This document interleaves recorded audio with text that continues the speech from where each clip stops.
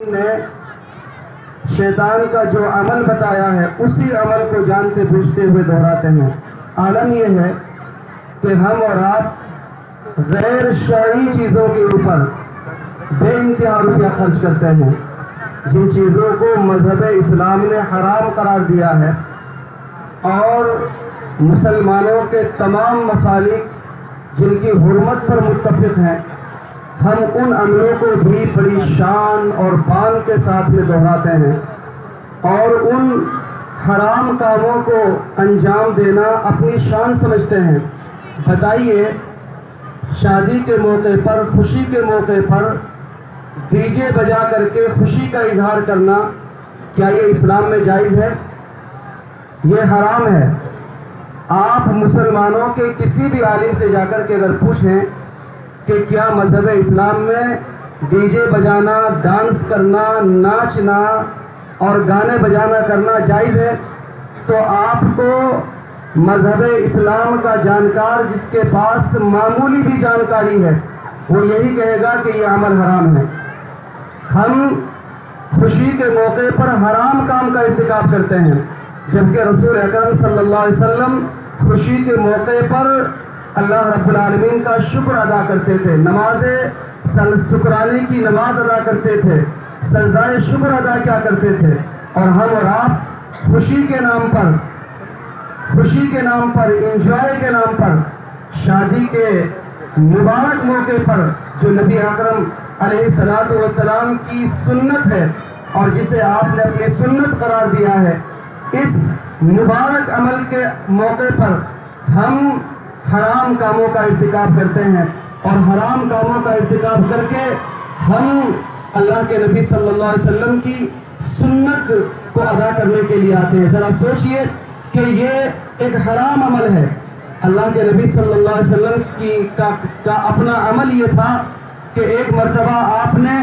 ایک بانسری والے کی آواز سنی تو آپ نے اپنے کانوں میں انگلیاں ڈال لی، آپ نے اپنے کانوں میں انگلیاں ٹھونس لی، اور اس وقت تک آپ نے اپنے کانوں میں انگلیاں ڈالے رکھی جب تک کہ اس بانسری بجانے والے کی آواز آنی بند نہ ہو گئی۔ یہ اللہ کے نبی صلی اللہ علیہ وسلم کا عمل تھا، لیکن ہمارا عمل یہ ہے کہ ہم ڈی جے بجاتے ہیں، ہماری نظروں کے سامنے ہماری بیٹیاں، ہماری بہنیں، ہماری عزت دار خواتین اس ڈی جے کے سامنے کھڑے ہو کر کے ہمارے ہی سامنے ڈانس کرتی ہیں۔ کیا اسلامی غیرت، انسانیت بالکل مر گئی ہے؟ کیا جو کام پہلے مجرا کرنے والی، ناچنے اور گانے والی بے حیا خواتین کیا کرتی تھی، آج وہ مسلمانوں کی باعزت، باحیا، باکردار خواتین کر رہی ہیں، جنہیں پردہ اختیار کرنے کا حکم دیا گیا، جن کے بارے میں شریعت نے یہ کہا کہ اگر گھر سے نکلیں تو نقاب لگا کر کے نکلیں، چہرہ چھپا کر کے نکلیں، ایک عزت دار خاتون بن کر کے نکلیں، اسلامی شہزادیاں بن کر کے نکلیں، اس طرح نکلیں کہ کوئی ان کے اوپر غلط نظر نہ ڈال سکے، حیا کی دیوی بن کر کے وہ اپنے گھروں سے نکلیں۔ اور یہ نقاب، یہ برقع، یہ ہمارے ملک کا بھی کلچر ہے۔ ہمارے ملک میں بغیر کسی مذہبی تفریق کے، چاہے وہ مسلمان خواتین ہوں، چاہے وہ غیر مسلم خواتین ہوں، جو عزت دار گھرانوں کی خواتین ہوتی ہیں، وہ آج بھی جب اپنے گھروں سے نکلتی ہیں تو سر کے اوپر دوپٹہ ڈال کر کے اپنے گریبان کو کور کر کے نکلتی ہیں۔ لیکن ہماری غیرت کہاں مر گئی؟ ہماری حمیت کہاں مر گئی؟ ہمارے سامنے ہماری جوان بیٹی ڈانس کرتی ہے، ہمیں کوئی فرق نہیں پڑتا ہے، اس کے سر پر دوپٹہ نہیں ہے، دیکھنے والوں کی بھیڑ دیکھتی ہے۔ اللہ کے نبی صلی اللہ علیہ وسلم نے اور شریعت اسلامیہ نے اس عمل کو حرام قرار دیا ہے۔ اور یاد رکھیے، سنت جیسے مبارک موقع پر اگر حرام کاموں کا ارتکاب کرتے ہوئے سنتوں کا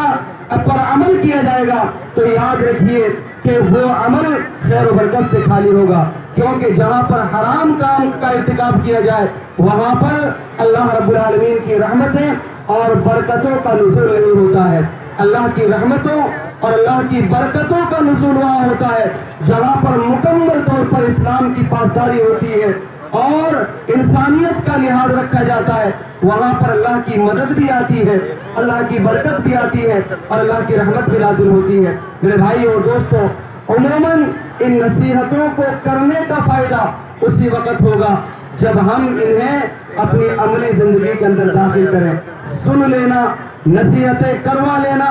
اور تقریر کروا لینا یہ آسان عمل ہے، لیکن عمل کرنا یہ بہت مشکل کام ہے۔ ہم دیکھتے ہیں کہ ایک بھی نکاح مسلسل نصیحتوں کے باوجود ایسا نہیں ہو رہا ہے کہ جو خرافات سے خالی ہو۔ 2 نکاح ابھی 2 بچوں کے ہوئے تھے، غالباً اسحاق براق کے بچوں کے، وہ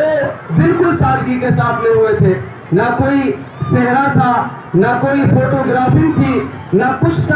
تھا، سادگی کے ساتھ نکاح ہوا۔ میرے بھائیوں، کیا سادگی کے ساتھ نکاح ہونے والے نکاح نہیں ہوتے ہیں؟ ابھی چند روز پہلے کی بات ہے، لاڈنو اور ڈیڈوانے کے چند افراد ہمارے یہاں پر حاضر ہوئے۔ انہی میں ایک نوجوان تھا، حافظ انصاف صاحب، اس نے باتوں ہی باتوں میں یہ باتیں بتائی کہ میں نے اپنی شادی اور اپنا نکاح اس سادگی کے ساتھ میں کیا کہ میرے 2 دوست تھے، اس دوست نے مجھ سے عصر کی نماز میں پوچھا کہ انصاف بھائی آپ کا تو نکاح ہونے والا تھا، کیا ہوا؟ تو اس نے کہا کہ میں نے کہا کہ میرا نکاح ہو چکا ہے اور ابھی عصر کی نماز کے بعد میں ولیمہ کا اعلان ہونے والا ہے، لہٰذا آپ بھی سن لینا۔ اتنی سادگی کے ساتھ میں نکاح کہ دوست تک کو بھی معلوم نہیں ہوا یہ نکاح ہے، اور یہی شریعت کو مطلوب ہے کہ آدمی سادگی کے ساتھ میں نکاح کرے۔ اسلامی دور کی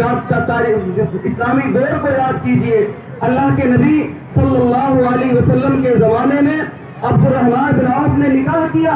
اور اللہ کے نبی صلی اللہ علیہ وسلم کو خبر تک نہیں ہوئی۔ آپ نے عبد الرحمن بن عوف کے اوپر جب زردی کے نشانات دیکھے تو آپ نے پوچھا کہ عبد الرحمن یہ زردی کے نشانات کیسے ہیں؟ تو انہوں نے کہا اللہ کے نبی صلی اللہ علیہ وسلم میں نے ایک انصاری خاتون سے شادی کر لی ہے۔ آپ صلی اللہ علیہ وسلم نے فرمایا کہ آپ نے بہت بہتر کیا اور آپ ولیمہ کرو، ولو بشاتن، چاہے ایک بکری ہی کیوں نہ ہو۔ آپ نے ولیمہ کرنے کی ترغیب دی۔ شادی کے نام پر صرف ولیمہ کا کھانا ہے، بارات کے کھانے کا کوئی تصور شریعت اسلامیہ میں موجود نہیں ہے، صرف ولیمے کا کھانا ہے کہ آدمی نکاح کرے اور پھر نکاح کے بعد میں ولیمہ کی دعوت دے، جس میں عام و خاص، غریب و امیر، دوست و احباب، ملنے اور جلنے والے، اپنے اور پرائے، مذہب اور غیر مذہب، جن کو آپ دعوت دے سکتے ہیں آپ دعوت دے کر کے بلائیں اور اپنی خوشی کا اظہار کریں۔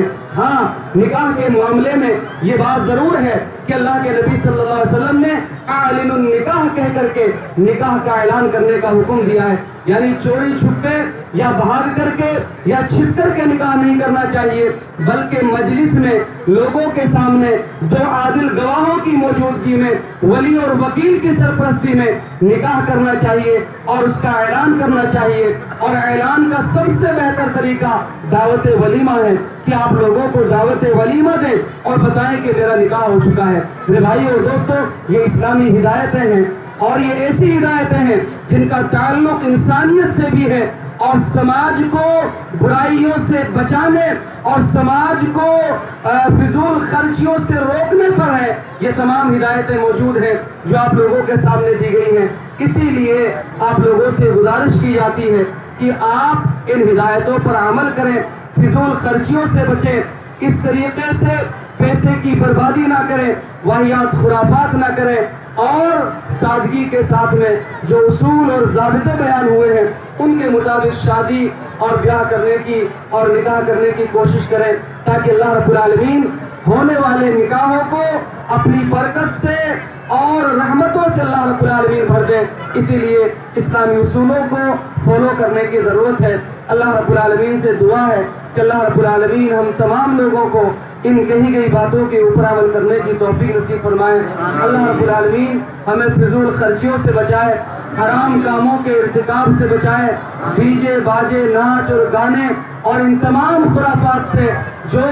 شریعت کا حصہ نہیں ہے، جنہیں شریعت نے حرام قرار دیا ہے۔ اللہ رب العالمین سے دعا کریں کہ اللہ تعالی ہمیں ایسی خرافات سے بچنے اور بچانے کی توفیق نصیب فرمائے۔ آج کی اس مجلس میں جو نکاح منعقد ہو رہا ہے، اللہ رب العالمین اس نکاح میں اور ان جوڑوں کے درمیان اس میں برکت پیدا فرمائے، اور ان جوڑوں کے درمیان اللہ رب العالمین